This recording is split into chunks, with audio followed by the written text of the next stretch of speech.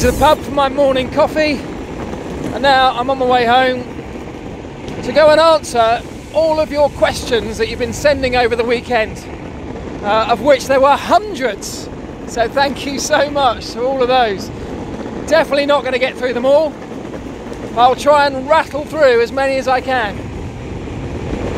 I've also made a terrible decision to come out on the electric skateboard in the wet, and I have destroyed my white trainers.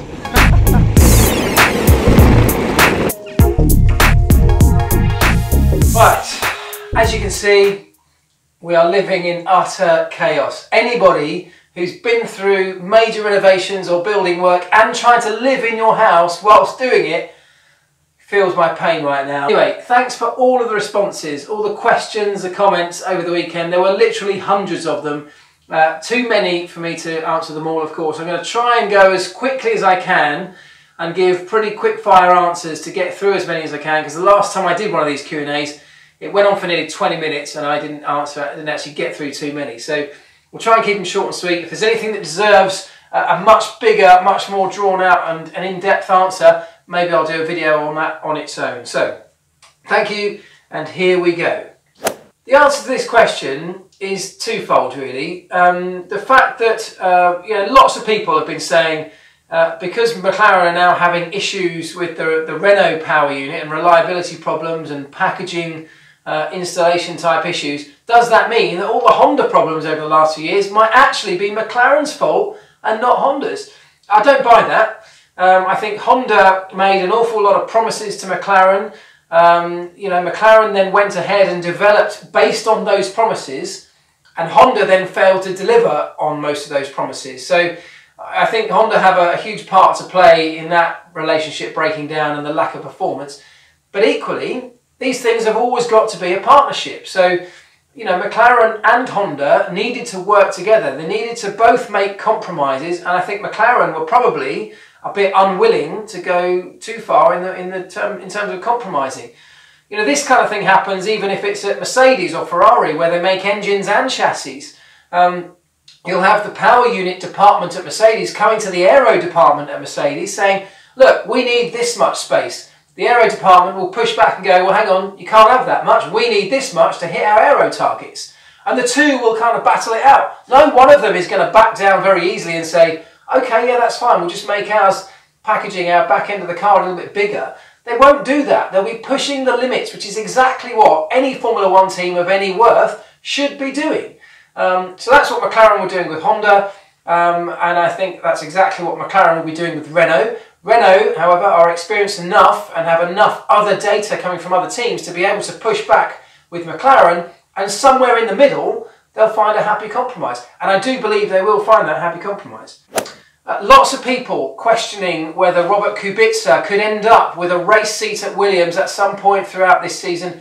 Do I think it will happen? No.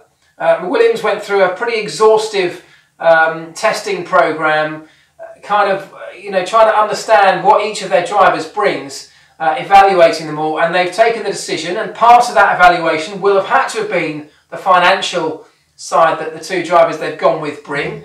That's part of modern Formula One. They've made their decision. I fully expect them to stick with it. Robert Kubica would have been a fantastic story. It's already a fantastic story. It would have been great to see him racing again. I don't think it's going to happen this year unless there is something untoward that happens to one of their race drivers. Andrew Palathorpe, no. So, McLaren bringing a big upgrade. Why, first of all, I've got no idea how much performance that's going to bring. That's an impossible question for me to answer, I'm afraid. Lots of people, though, have been asking, why leave it until Australia? Why not put it on the car for testing to at least benefit from having some track time with it before we get to the race event? The reason they've done it, and the same with Force India, is they've opted to push the development time back as far as they can. The more time, the more days or weeks you have in your factory developing this kind of technology, these kind of updates to the car, the more performance you will find. Every day these things are running in a wind tunnel or running through simulations, they're finding tiny increments of performance, or they should be. So if you give yourself an extra 2 weeks, there's an extra 2 weeks worth of performance you can bring to that first race. That's why they've chosen to make that decision. Yes, the three engine rule for 21 races is absolutely feasible. Look, you could make these engines, you could make one engine last an entire season if you wanted to. What we're doing is setting parameters for the teams to work within. The teams will then go away and absolutely push the limits. So if the teams wanted these engines to last for 5 races or 10 races, they could do that. It's change the design process. You design for whatever it is you intend to use the engines for. These engines have been designed with this 7 races each, as it turns out to be, in mind. They may not all make it, but that's the design process. That's how it's been thought about. You give any team, Formula One team, a set of regulations or a set of rules, they will always look to push the absolute limits of those. And it's the compromise between outright performance and the durability that they've got to try and find a balance. Maybe that balance will only come later in the season once we've gone through the first cycle of engines and found out where everyone sits. Who knows? Right, Ferrari. Lots of talk about Ferrari's engine smoke. And look, there are a couple of things here. First of all, we don't know specifically why the Ferrari is worse at this than any other engine manufacturer. It doesn't necessarily mean they're up to no good or up to anything particularly trick. It could just be that that's a feature of their engines. The reason we're seeing it this year and we didn't see it last year, there has been a rule change, and it's to do with the oil burn situation. Those gases, that smoke and those oil fumes, which always appear in any crankcase of any engine, last year were being breathed and pumped back into the inlet side of the engine. So the breather would be fed into the inlet side because there was some combustible material, some combustible energy-packed particles within those gases, within those fumes. The additives and the oil itself contain a certain amount of energy. So teams were pumping it back into the inlet side, burning it in the combustion phase, and essentially getting a little bit more power from it. This year, that breather pipe, so the breather that comes out of the crankcase, now has to exit at the back of the car. That's for all teams, not just Ferrari. So now all teams will get that vapour or that smoke or those gases emitting out the back rather than going back into the engine. That's the first thing. The second thing is, as I say, we just don't know why the Ferrari is worse at this or has a more dramatic effect than others. But it might be absolutely nothing. It might just be a unique feature of that Ferrari power unit that kind of means nothing to anybody, but is drawing a lot of attention because it's different to anyone else and different to what we had last year. We'll have to wait and see. No, Toro Rosso, if Toro Rosso start outperforming Red Bull Racing, that's a team thing, that's not a driver thing. If Brendan Hartley and Pierre Gasly suddenly start outperforming Max Verstappen and Daniel Ricciardo on a regular basis in some dramatic fashion, we could see one or both of those guys being swapped between teams. We've seen that before within that Red Bull camp. We're not going to see drivers being swapped if one of those teams starts outperforming the other. I'm pretty certain of that. Is Mercedes dominance bad for the sport? It's not good for fans. Fans want to see close competition. They want to see unpredictability. They want to go into a race weekend not knowing who's going to win. However, you can't take anything away from Mercedes. We have given all the teams a set of rules, a set of regulations to work within. Mercedes have absolutely done the best job with that. They've beaten everybody fair and square, hands down, over the last few years. And everyone else is scrabbling around, desperately trying to catch up. That means that we should all be applauding Mercedes for the job that they've done.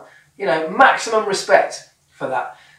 In terms of the competitiveness of Formula One as a sport, perhaps we need something from the regulators, from the rule makers, to try and enable us to close that up. But look, this is a competitive game. You're going to give anybody a set of rules and a set of regulations. The team's job is to go away and do a better job than anyone else. Mercedes have done that. Great question. Well, the power unit has got to come from Mercedes, hasn't it? Hands down, it's got to be a Merc. Absolutely no-brainer. Over the last few years, it's dominated the sport. The chassis, I would actually probably go with a Red Bull chassis. You know, I think they've really been quite interesting in the way they've pioneered this high rake, the high angle of attack of the car, the high rake philosophy, and it yields proper benefits. You know, if you can get that right, it's a really interesting concept in terms of giving grip, particularly through the sort of slow to medium corners. I really like that. I would love to see that combined with that class-leading Mercedes power unit. So that would be that. In terms of the drivers, sorry about that, battery ran out halfway through. So just finally, with the drivers, I'd go with Lewis Hamilton and Max Verstappen. And I know you'll all be screaming at your screens going, what about Fernando Alonso? What about Sebastian Vettel or Daniel Ricciardo? I know, all amazing drivers, but you've asked me to pick two. I'm going to go with those two. What's it like to work at MTC? Both brilliant, amazing, and incredibly frustrating at times. And if you want more detail on that, you need to read my book.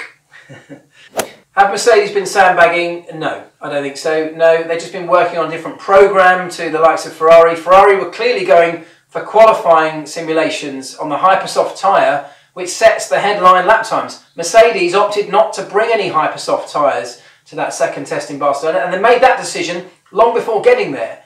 And so for that reason, it tells you that even back then, they knew the program they were going to be on was more inclined towards race preparation than it was qualifying preparation. So no, I don't think sandbagging is really a thing in Formula One anymore. Very, very rarely. Only if a team has an incredible advantage would they ever feel the need to genuinely start holding back performance and sandbagging. So why are the cooling inlets or the radiator inlets, the side pod ducts, smaller this year? Why has there been a lot of development on those parts this year? Well, we had new bodywork or new aerodynamic regulations for last year, and the teams had to go into the season, the 2017 season, kind of not really knowing quite what to expect in terms of the cooling demands or the cooling effects of that bodywork over the season. Now they've got a season's experience with this current aero kind of framework around their cars. They know how far they can peg back the cooling and still get away with an operating power unit operating normally. So that's why we're seeing more development of smaller rad ducts, smaller intakes. And clearly also, they've also realised through all of their ongoing testing and wind tunnel testing and everything else, that that area of the car is absolutely crucial, not even so much for that area of the car, but leading on towards the rear of the car, where much of the downforce is produced. One of the most important areas aerodynamically of a Formula One car is the rear end, the diffuser, and that underfloor area.